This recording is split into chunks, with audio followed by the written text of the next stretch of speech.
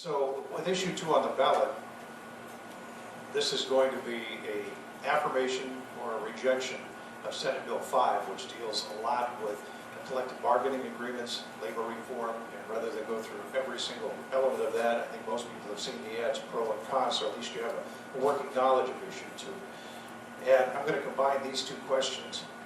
Do you support issue 2? And if you did, with the enactment of issue 2, in other words, the codification of Senate Bill 5, would that be a positive for our schools, and why? Anthony? The most controversial issue in the entire state of Ohio.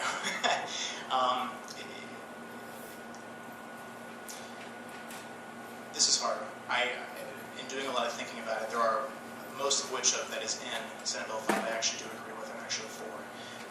And that's really tough when you're going to say, well, what the heck's wrong with you? You're an educator, you're running for school board. You're not for teachers? No, it's not that I'm not for teachers. I think the reason that the legislation existed was because there is a financial problem that's existing in our district and in our state. And so I think Governor Kasich, I think he was looking at this and looking at what's going on, and I think he felt like he had to do something, and something had to change. Kind of like with the ESP, I think one of the reasons, it's not the only reason people are against it, I think one of the reasons why is that it was such a shock. It was brought to the public so upfront, so quick, so fast, and I think that there was a lot of apprehension just because it was so quick. So again, it's not that I'm against teachers or firefighters or policemen or library workers or any other public worker. All I'm saying is I think that it needs to be addressed to the community, to the state, that there are some financial problems, and it's not good to hide away from those problems.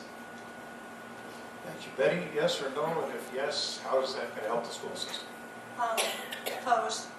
And our school system is so unique. The way we run negotiations in North Canton City Schools, it is a give and take, and it's a compromise.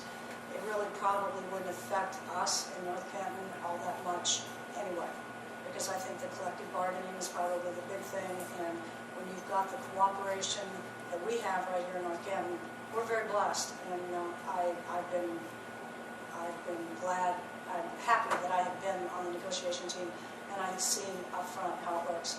But we do work together. It is a compromise, and I just have to vote my former profession. Jordan Greenwald. It's funny. I share most of I share most of Betty's theories, but I'm actually for issue 2. And again, from a North Canton standpoint, we have such a tremendous relationship with our bargaining unit that it shouldn't be a problem here. But looking at it from a broader perspective, having more local control and providing some tools that the local communities don't have now that they may have with its passage.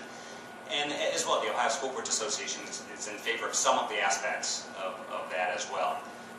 So locally, I don't think it's going to have a tremendous impact on the North Canton City Schools, but I think from a statewide standpoint, I think it'll provide some tools that are necessary given our economic environment. Matthew Boe. Being a teacher, I too am against issue 2.